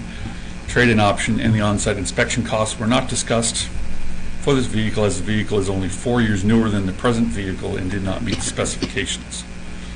Staff consulted with the Director of Finance due to the submissions being over budget and that the vehicle is used.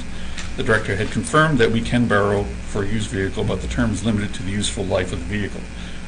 As stated before, the useful life is between 15 to 20 years for that age. Strategic priorities, sourcing a suitable used vehicle that is readily available will enable staff to complete projects at a lower cost rather than having to hire outside contractors or to perform the work. The options are, based on detailed review, Council may award Altech Industries Limited for the purchase of one used articulating bucket truck for the total price of $347,875 or $315,465.15 net HST, including the trade-in value of $10,000 and the on-site inspection cost of $2,500. As a recommendation, the Engineering Department recommends that Council for the Town of Bridgewater award Altech Industries for the used articulating over-center bucket truck. Great, thank you. Questions from council? Councilor Thorburn? So I'm certainly not in favor of a used vehicle, but we don't have a choice. Our truck is broke down and can't be repaired, and the delivery date on the new one, Kirk, I think you said was 70 weeks? Or 76 months? weeks. 52 months. 76 weeks. 76 weeks.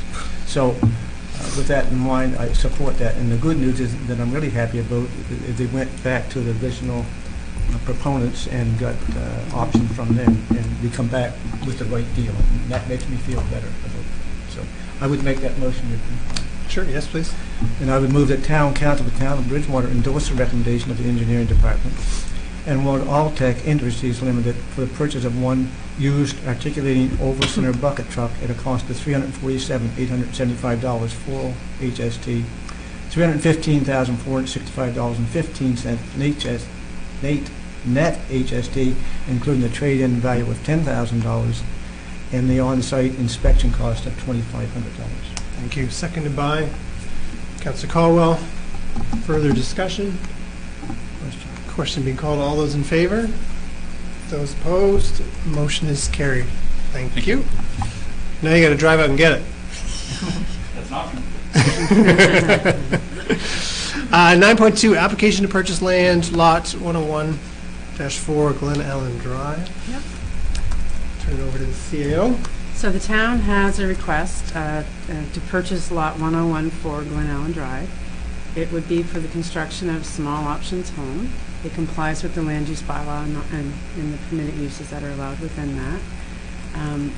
The recommended selling price and agreed to price by the buyer is $65,699. There would be a buyback agreement that would require that construction start within 12 months from the date of closing, and that the building completion would be within 20 months of the commencement of construction. And there would be a commission rate of 5% to the buyer's real estate agent, Deborah Porter with Royal LePage Atlantic. The policy that council has established for land sales has values established by linear meter as well as square foot. And based on the policy that was developed in 2018, Lot 101 has a frontage of 39.7 meters, so the starting price would be $97,000. Now, council normally takes into consideration the cost to prepare the land for building. So it's not at street grade, so it's down, and there is some fill that's required in order to bring their lot up to a state ready for development. More recently, council had an appraisal done of property by Young and Associates in 2021, and it valued 3 lots in the immediate neighborhood on Glen Allen Drive, and based on that, this lot would have a comparable value, which would be around 31. So the I believe I said 65,699 was considered to be a fair, reasonable price. It is very similar to a price that council recently settled on for a similar size lot on Glen Allen in the last few months. And therefore, that is the recommendation that council approve the selling price of $65,699 and authorize staff to execute the agreement of purchase and sale and the buyback agreement, and this would be with Skylar Developments for lot 101-4 in Glen Allen. Great. Questions for staff? Hearing none. Someone prepared to make a motion? Deputy Mayor Tanner? I move that town council for the town of Bridgewater approve the proposed selling price of $65,699 and authorize staff to execute an agreement of purchase and sale and buyback agreement with Skylar Developments, Inc. for lot 101-4 Glen Allen Drive for the construction of a small options home. Buyback agreement terms to require commencement of construction within 12 months from date of closing and building completion within 24 months of the commencement of construction. Further, that council approve the payment of a 5% rate of commission to the buyer's real estate agent, Miss Deborah Porter, Royal LePage, Atlantic, 509 King Street, Bridgewater, Nova Scotia, upon closing. Seconded by, it's a race over here, Councilor Vergier. Further discussion? Hearing none. All those in favor? Those opposed? Motion is carried. Thank you. 9.3, Downtown Planning Advisory Committee Terms of Reference Updates, and I'm actually going to turn it over to Councilor Vergier for an update from Great. that committee. Thank you, Your Worship. Just a few items. I guess we're looking at membership, increasing the numbers from members from 10 to 14. There's been an interest from residents of filling the DPAC positions, which is great. When you have no vacancies and you have people wanting to be on your committee, that's a good problem. So having said that, we've looked at amending our membership by 4 at-large positions, and they're optional, so they don't necessarily have to be filled, and we'll base our quorum on, I guess, based on the number of currently appointed members. So we're looking at a membership increase from 10 to a total of 14. A couple other amendments that we're looking at making for housekeeping reasons. I guess added 4 new members at large would be the term, and as well as the Director of Planning to be amended to Director of Community Development Department. We've also added the Facade Improvement Program as under the committee's objectives. So those are the main changes to the terms of reference. Great, thank you. Are there any questions? Councilor Thorburn?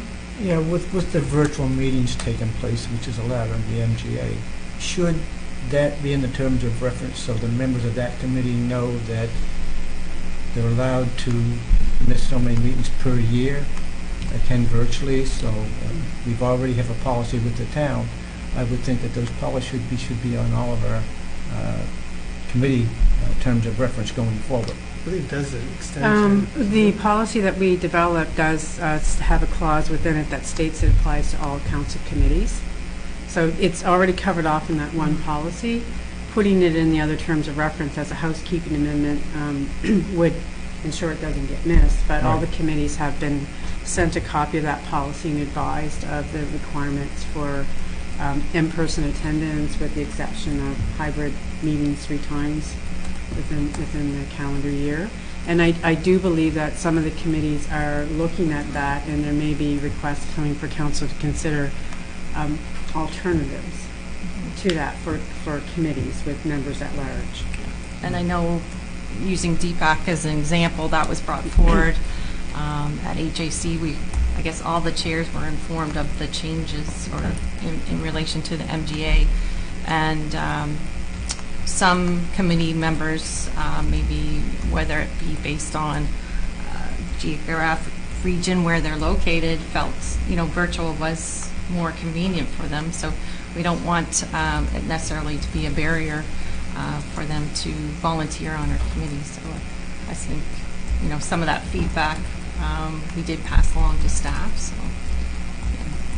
But as for now, it's as per council's policy, which is stated in the I can't remember the that virtual meeting policy or hybrid meeting policy. So that one kind of overrides Yeah. all the others. I didn't know there should be a one-line statement about meeting attendance and refer to that policy so that it doesn't get missed going Yeah, forward.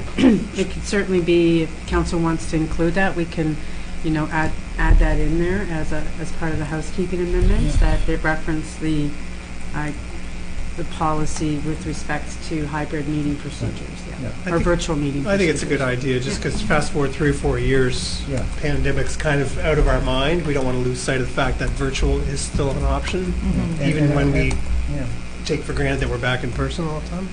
And it was always the intent to meet in person, and I've met both ways, and sometimes you get very little of a virtual meeting.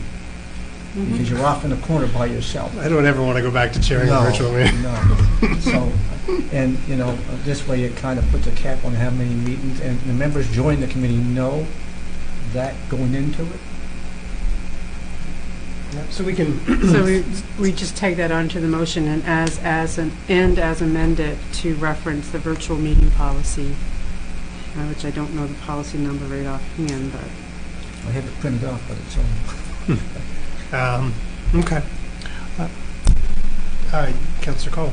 Just a question for clarification. Just to reiterate what Councillor Fougere said, I do know that it was discussed at least a couple committees that I'm on, and there were members that wanted more flexibility with being able to attend virtually. So what I would just want to be clear on is that should be brought up at the committee level to come to council if they'd want changes. If they So we should would, put that on an agenda at a committee? A committee could make a request to council to consider amendments to it's policy 109, council video conferencing policy, which specifically references that the policy applies to council and committees of council, to remove the requirement that it apply to committees of council, enable the committees to develop their own policies with respects to video conferencing.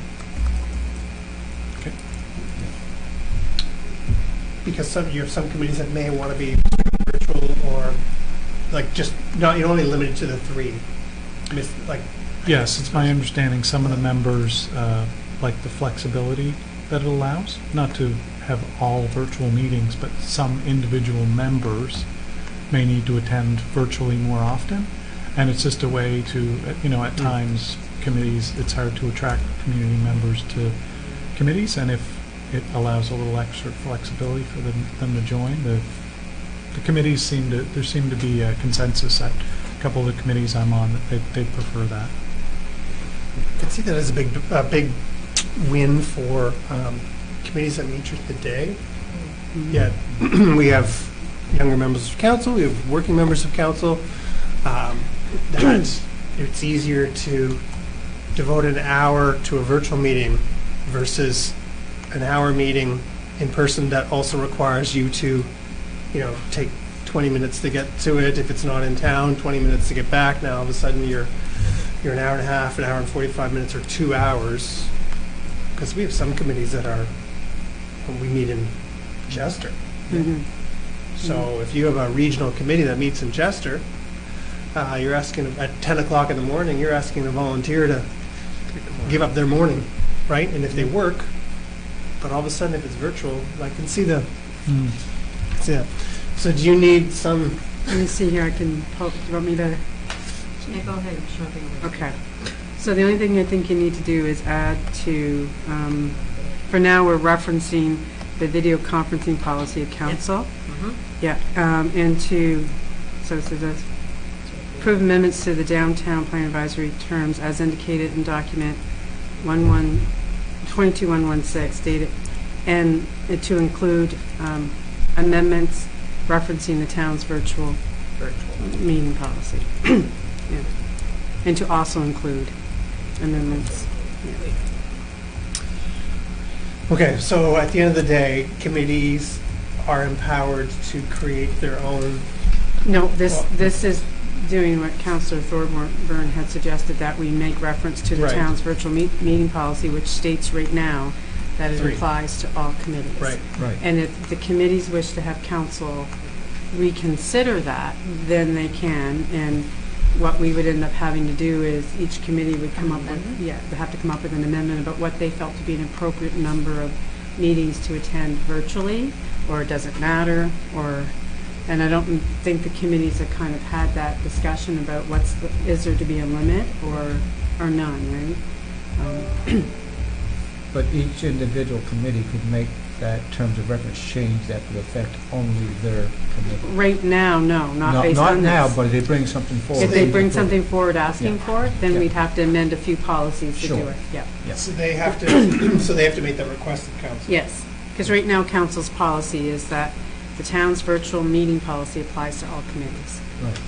So you can have 3 hybrid, you can attend 3 virtually, unless the mayor or the chair calls a total virtual meeting. Those don't count, but it's the ones where you have people in person, and then you have people who are attending virtually together.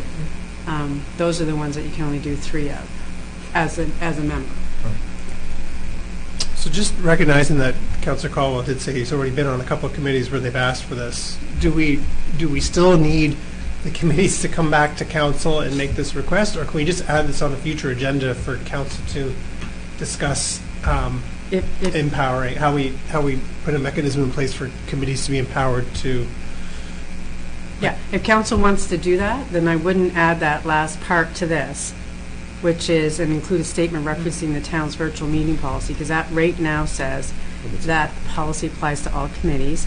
Right. And then we can add to a future agenda the issue of committees having hybrid meetings, and come up with some options there for changes to your virtual meeting policy to enable committees to have that flexibility. Does that make more sense?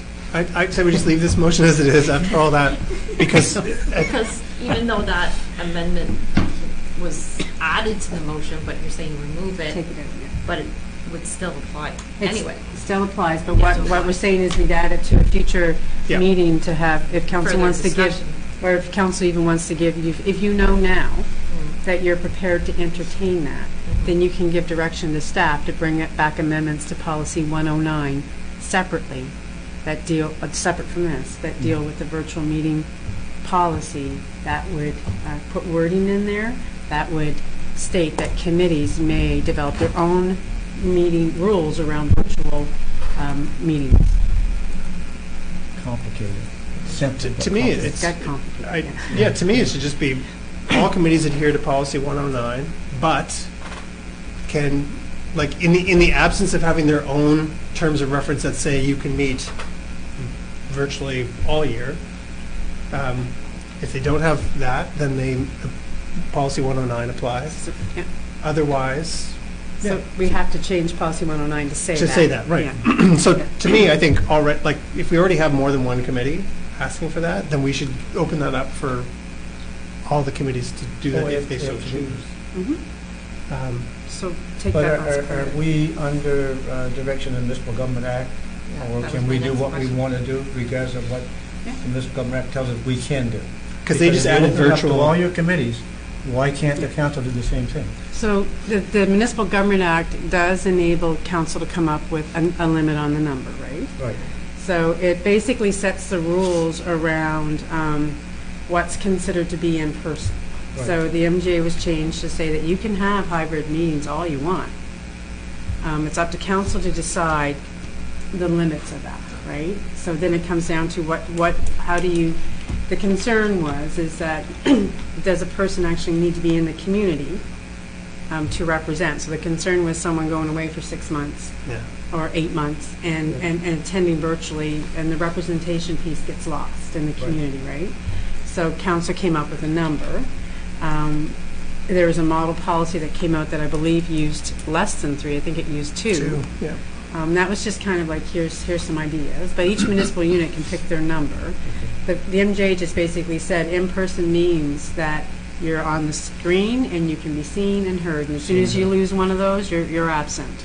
So it set the parameters around how that all happens, and that the council has the ability to set a policy about what it considers to be acceptable number of hybrid meetings and type of thing. I think there's a difference in a community volunteer that's on a committee, and you want to make it as easy as possible for them to attend as many ways as they can, versus a paid member of council who I believe has an obligation to be here as much as they possibly can. Obviously, there's some times where someone's not able to be here. They're either ill, or they have a family obligation, or they, it's hard to squeeze a vacation in when you're a 24/7 member of council, and so to me, we have to protect council and the community from that. I'm going to go away every winter for 6 months, collect my stipend, and show up virtually when I'm really not boots on the ground in the community, which is what we're paid to do. So I think council is I like the safeguard of 3 for council, but I like opening it up for the committee, just respecting that I think it's two different things. So then shouldn't the policy be changed to reflect what you're saying? Yeah, I think that's what we're saying. Yeah. That's what we're going to do. So that policy should be changed, come back to council and vote on it, whatever, and then Yep. the committee can do what they want. So that's what is going to come back to a future council meeting, Yeah. is updating Okay. that policy. Councillor McDonald? I just wanted to add to what you were saying, that in a time when we're looking at accessibility and making sure people can participate as much as possible, there are people who can't leave their homes for a variety of reasons, or childcare may be a barrier to participating in town committees, and I think not being so strict about the number of meetings that you can do virtually may allow some of those people to participate and increase our accessibility. Yeah. Point well taken. Okay, so for the thanks, Downtown Planning Advisory Committee. So for this one, we'll leave the original. This other topic will come back to council for discussion and debate on making amendments to the committees and their ability to meet virtually more often. I think that's good. We don't have a movie yet, do we? This one, no. Someone prepared to make a motion? Probably a good thing. Councillor Caldwell. I move that Town Council for the Town of Bridgewater approve the amendments to the Downtown Planning Advisory Committee terms of reference as indicated in document 22-116 dated June 27, 2022. Thank you. Seconded by Councillor Frazier. We've had a good discussion. All those in favor? Those opposed? Motion is carried. Thank you. No pressure, Councillor McDonald, but we're going to move down to PRC Advisory Committee terms of reference update, and I'm going to turn it to you to make the presentation. Okay, I think we just simplified it though. So we did a little bit of housekeeping with our terms of reference as well. The changes are, excuse me, they're highlighted in the document so that you can clearly see what has been changed in there. So I'll just go over them really briefly. So Brookside Cemetery matters were added to committee objectives in the terms of reference to provide a platform for public input on matters of the Brookside Cemetery. There was a change in titles from Director of Parks, Recreation and Culture to Director of Community Development, just to reflect an update in the title of that position. There were changes made to the terms of reference. Should it be approved by council to stagger committee member terms, just to make sure that we don't lose a bunch of people at once and try to replace and carry on with business while we're trying to replace a bunch of members. Direction was added regarding absenteeism for board members. And finally, we changed the wording around students from a school in the community rather than the previous wording, which said from students from a Bridgewater school.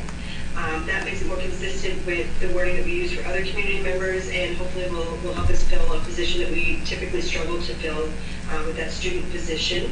And just to provide the definition, a community school or from the community is defined in the terms of reference as Lunenburg County. Thank you. Are there any questions? Pretty straightforward. Boy, you got off easy on that one. Is there someone prepared to make a motion? Go ahead, Jennifer. Councillor McDonald, do you want to make a motion for that?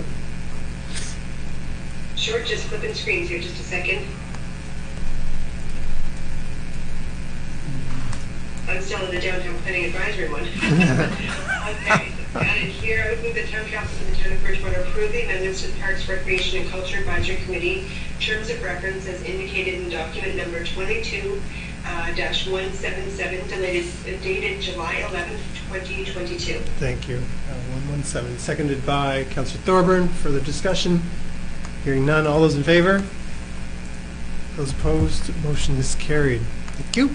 9.5, facade program funding recommendation from the Downtown Planning Advisory Committee. So we have an application in there. I don't know, someone... Well, it's essentially an application that it's just to bring forward from the previous fiscal year, and the work was not completed, and the Downtown Planning Advisory Committee has recommended that council provide conditional approval for this. It'd be a $5,000 grant to Mr. Ken Anthony, and the conditions would be that there would have to be the submission of acceptable third-party receipts for the materials and labor required for the work, as well as approval from the development officer, essentially, for the replacement of windows to be installed, given the property's heritage designation. So there's some architectural control features that are required to be met there. So those would be the two conditions. And as I said, this is something council approved last year. It's just the work did not get done. Council has a fund of $25,000 that it approved in the operating budget for facade grants.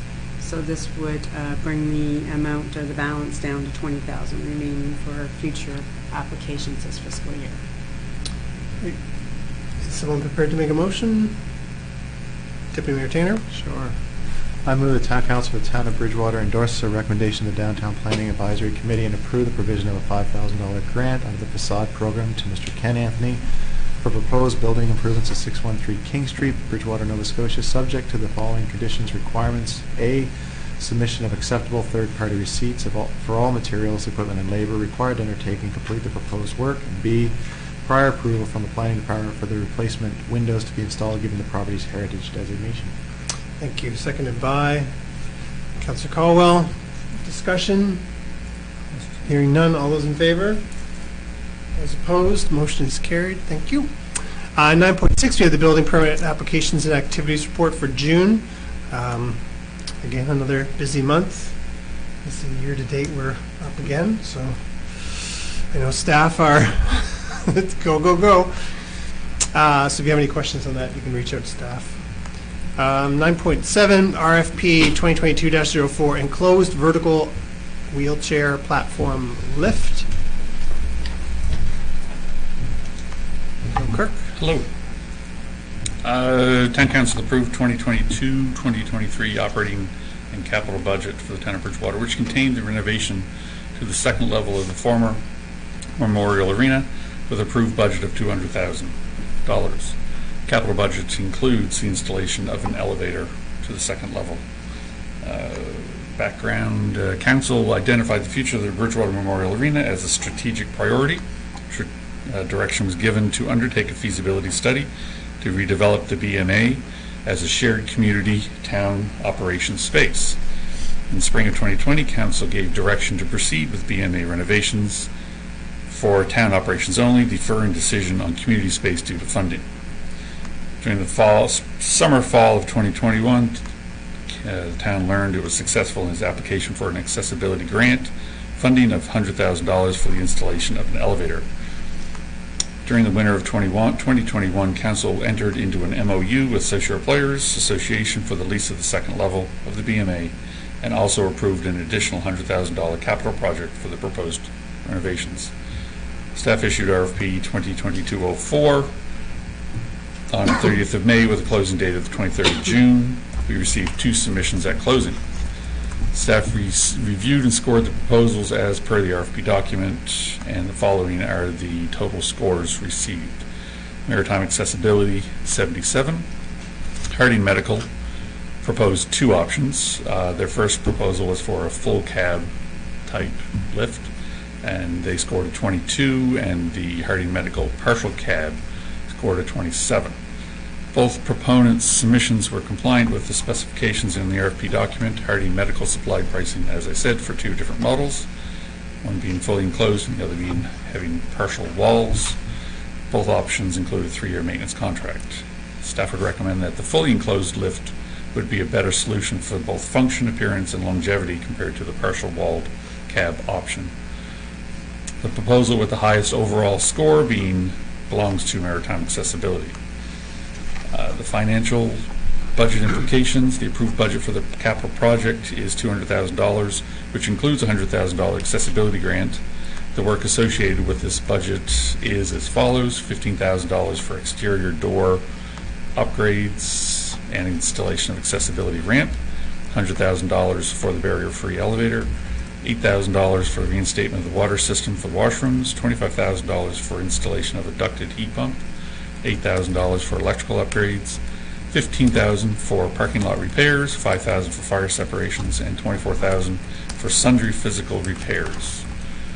Section 4, Part 2, Paragraph 14 and 34 of the Excise Tax Act indicate that there is an exemption from medical assistive devices. These items are 0 rated, which means no HST. This platform lift falls under this exemption, so this item is tax exempt. Additional costs will be incurred as town staff will be responsible for carpentry, electrical, and engineering to complete this installation. This project is strategic priority and is council endorsed through the 2022-23 budget. If approved, staff will schedule the installation of the platform lift during the fall of 2022. The following options are available for town council. Option number 1, award RFP 2022-04 to Maritime Accessibility as proposed in their RFP submission dated 23rd of June for the purchase of one enclosed vertical wheelchair platform lift full cab option for a total price of $60,824, which includes a 3-year maintenance contract of $8,000. Option 2 would be to award RFP 2022-04 to Harding Medical as proposed in their RFP submissions dated 23rd of June for the purchase of one enclosed vertical wheelchair platform lift for the full cab option for $42,950, including the 3-year maintenance contract of $1,950.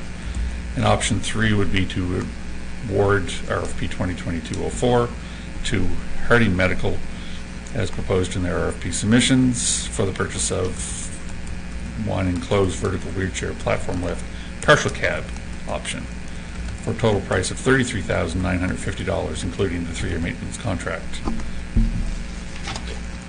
The engineering department recommends that town council for the town of Bridgewater award RFP 2022-04 to the highest scoring proponent, Maritime Accessibility, as proposed in their RFP submissions dated 23rd of June 22 for the purchase of one enclosed vertical wheelchair platform lift full cab for a total price of $60,824, which includes the 3-year maintenance contract. Questions from council? Councilor Bajir. I just have questions regarding the financial budget. So those estimates, are they particular for the whole building, or are they just for the second level? Mostly second level, mostly other than, of course, the parking lot repairs. Yeah. So, for example,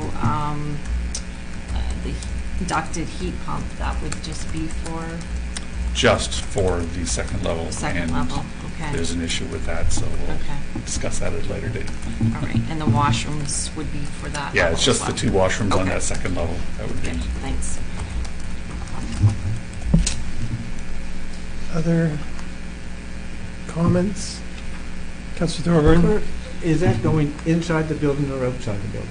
It would go inside the building. If you're familiar, when you go inside the main front doors, you make an immediate right. Yes. The stairs are there, and Yes. it was designed in '74 when they put the piece on to have the elevator within the stair shaft.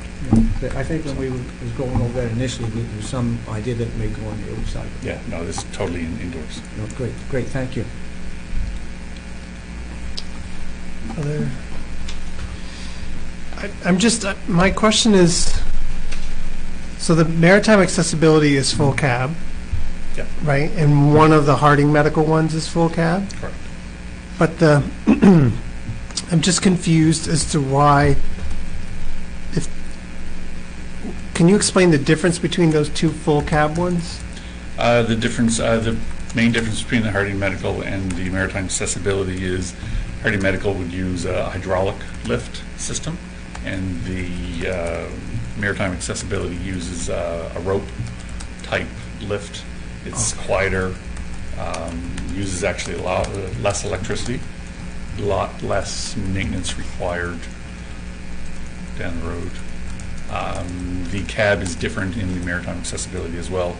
It is more like the traditional commercial type elevator look compared to the other style. If you've ever seen and used a wheelchair lift, they tend to be a little rickety.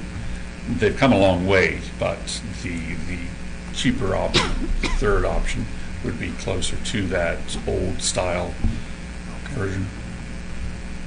Okay, no, that's very helpful, thank you. Any other comments, Councillor Thorburn? You're looking for a motion? Yes, please, sir. Okay, let's get her done.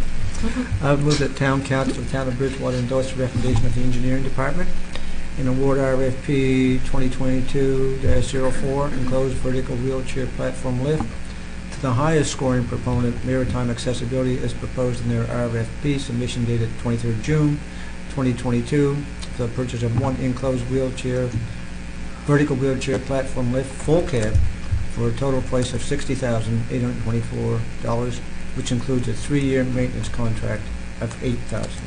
Thank you. Seconded by everybody. Councillor Caldwell. Further discussion?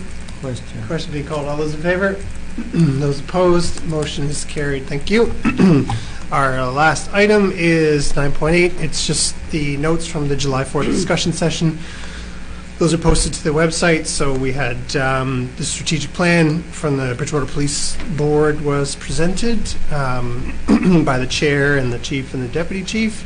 And then we also had a good discussion between council and staff with regarding essentially transit to Osprey Village. And so we're going to work on essentially a study jointly with Municipality District of Lunenburg. So they have funding, we have funding, we're going to pool our funding. And assuming that our timelines, our funding deadlines are different? Yes. So assuming that everything lines up, deadline lines? Yep. So good cooperation there. So encourage people to read that. It'll be posted online. There's no other business to come before council. Can I have a motion to adjourn? Councilor Thorburn, Deputy Mayor Tanner, we are adjourned. Thank you, folks.